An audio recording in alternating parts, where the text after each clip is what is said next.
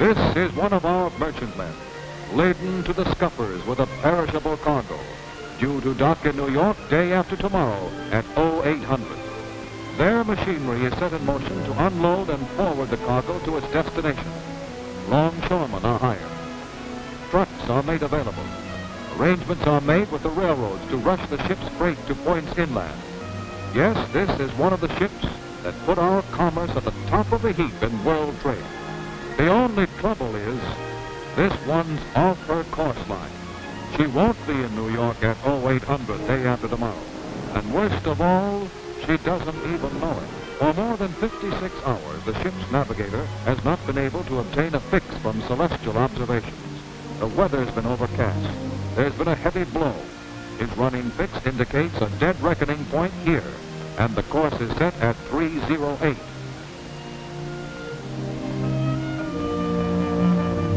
Actually, the ship is here, and her course should be 315.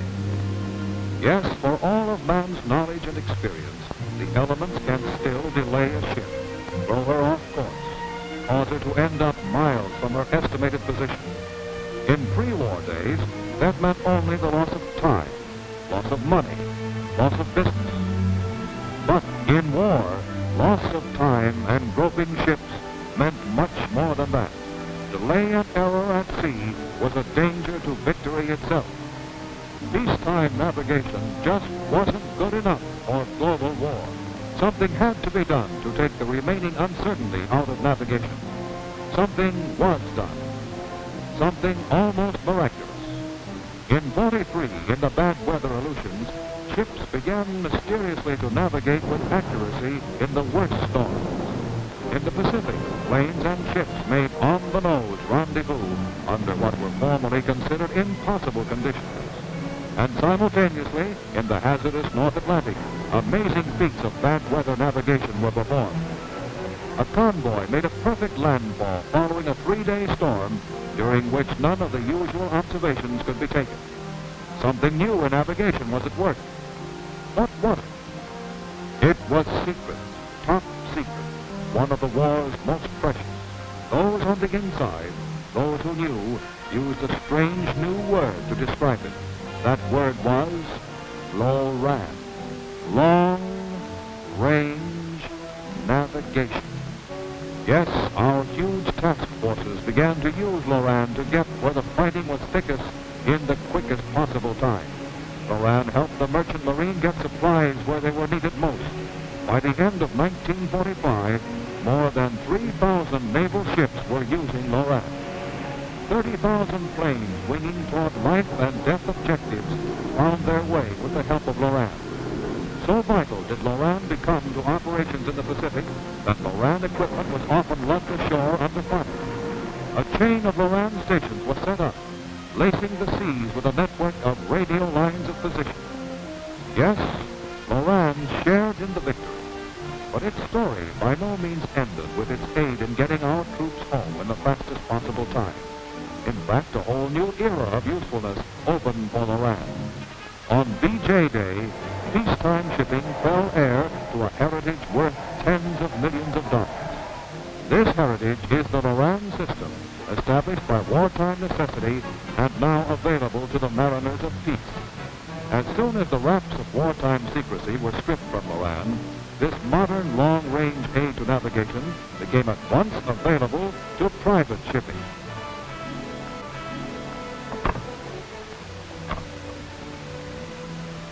Mr. White, this is Mr. Gilbert. Can you come in now?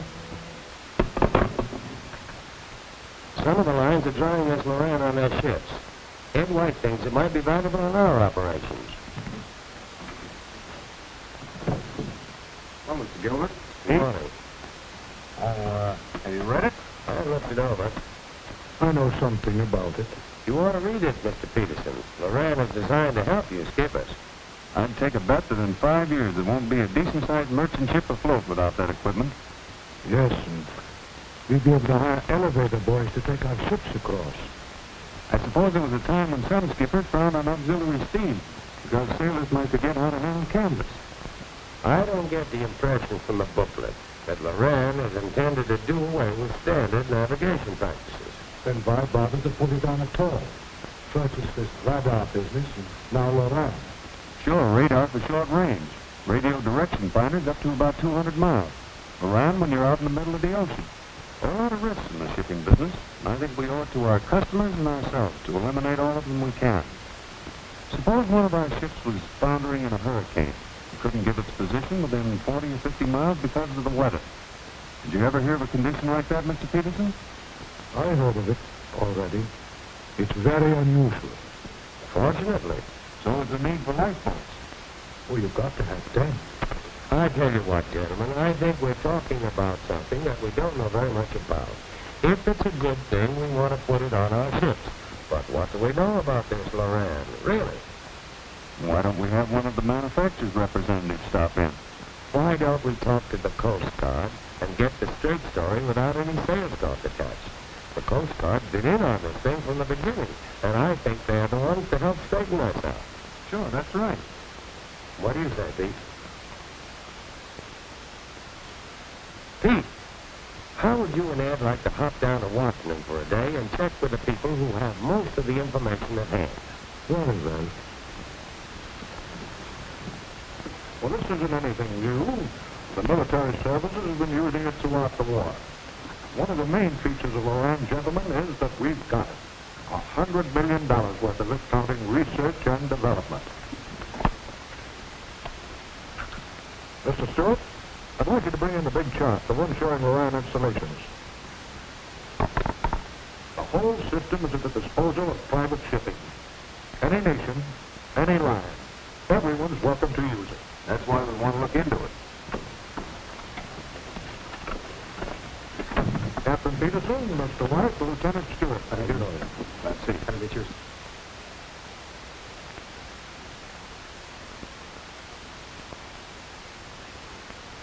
Here's our LORAN system, gentlemen. It's covering most of the transoceanic traffic lanes of the world. And incidentally, these stations are being operated at present by many nations, including Canada, Denmark, and the United Kingdom. Captain, could you give us a brief explanation of the principles on which LORAN works? Certainly. Let's say Captain Peterson was on a ship out here, about 1,000 miles out of New York. It's a stormy night, and you haven't been able to obtain a fix for over 48 hours. And let's assume the navigator is skeptical of his dead reckoning position as a result of heavy weather. Now, having no LORAN aboard, the only choice is to proceed on your dubious course until weather conditions permit obtaining a new fix by celestial observations. But Captain Peterson has LORAN aboard, and here's how it works. Operating 24 hours a day, numerous nations maintain a network of LORAN transmitting stations to service the major shipping lanes. There are a pair here, for example, at Sconset and Bodie Island. One is known as the master station. The other is the slave. For a moment, consider these two stations operating as a synchronous pair, simultaneously emitting short pulses of radio energy. Leaving both shore stations simultaneously, a pair of pulses travel out into space, in all directions, at a constant speed, roughly 186,000 miles per second, or the speed of light. Thus, the pulse from the closest station will reach the ship an instant before the pulse from the other station. The LORAN shipboard gear measures this difference in time of arrival in millionths of a second, or microseconds.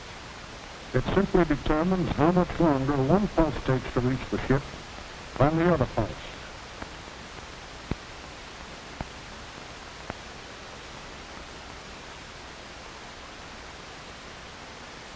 Now, this same time interval will be observed at many points within range of the two shore stations.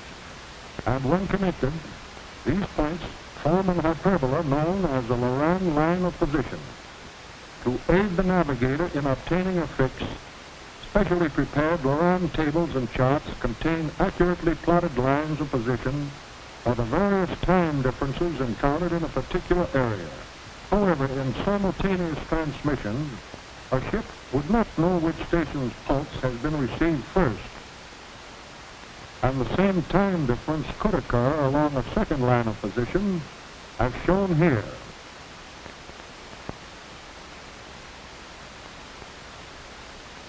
Therefore, to make certain that every ship receives a master pulse first, the slave station waits for a predetermined interval before transmitting its own pulse.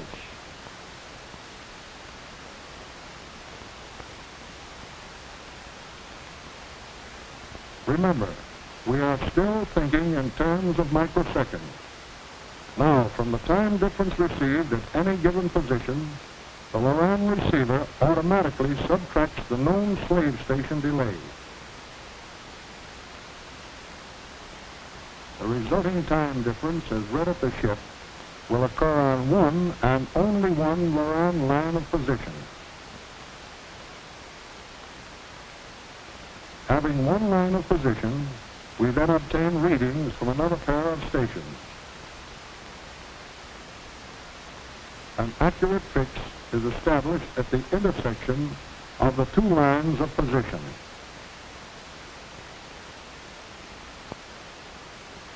Well, that's the story. Only LORAN works a few million times faster than that, and it's almost automatic. Thanks, Captain. Well, Pete, what do you think? What's the cost to the company? Only the cost of LORAN shipboard receivers. Or you might consider it about the cost of a good marine radio receiver installation.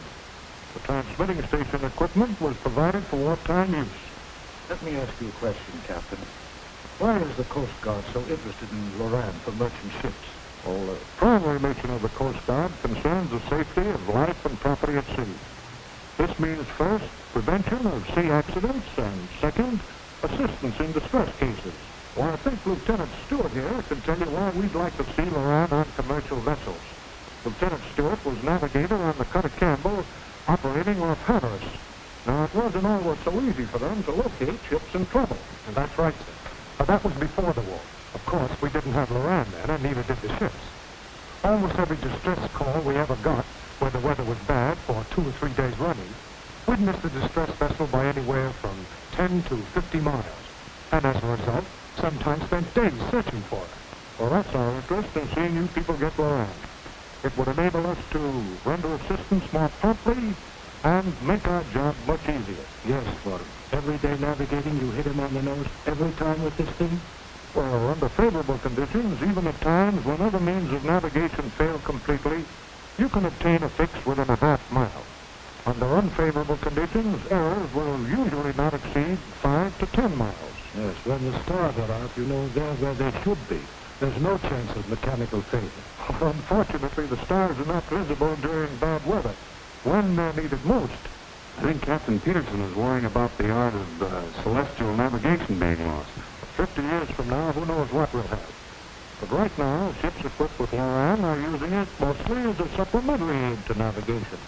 For example, LORAN lines of position can be crossed with sun and star lines, soundings, and radar range circles to provide a fix. You see, Pete? Now, Captain, one more consideration. Is the equipment available? Is it standardized? The answer to both your questions is yes. Already, the larger manufacturers of electronic equipment are turning out standardized models in volume, indicating their expectation of LORAN's general use on ships and planes.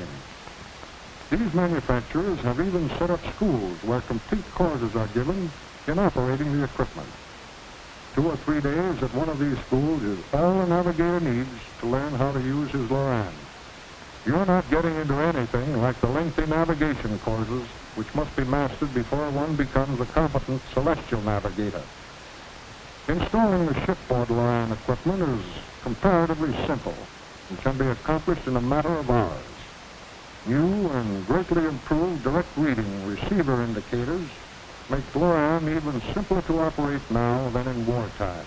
The ship's navigation officer, as with other aids to navigation, is the one who makes the LORAN observation. Having learned the basic principles of LORAN, it is now merely a matter of practice to become a capable and reliable operator under any conditions encountered. LORAN is not intended to replace other means of navigation. but it is an important new supplement to the tried and true system. All, together, make navigation safer and more reliable than ever before in history.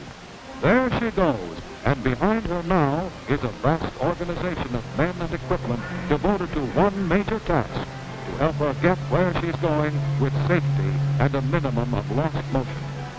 Here's what's behind her. This LORAN station, manned by trained personnel, is one of a worldwide chain.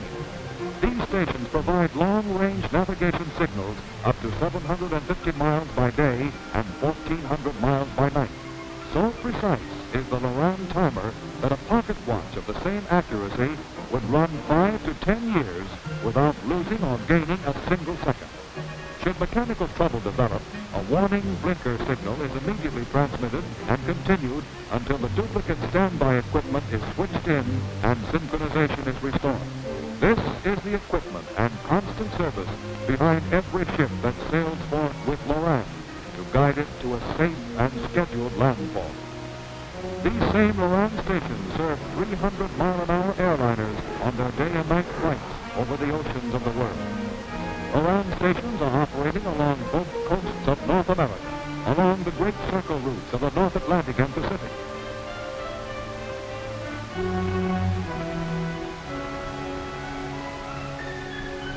Accurate, efficient, reliable, working day and night. LORAN has ushered in a new age of navigation. The age of electronics has given mariners of the world a new magic, born of war, but a boon to peace, to tell them swiftly and surely what they most need to know when they need to know it most. And the name of the new magic for mariners is LORAN.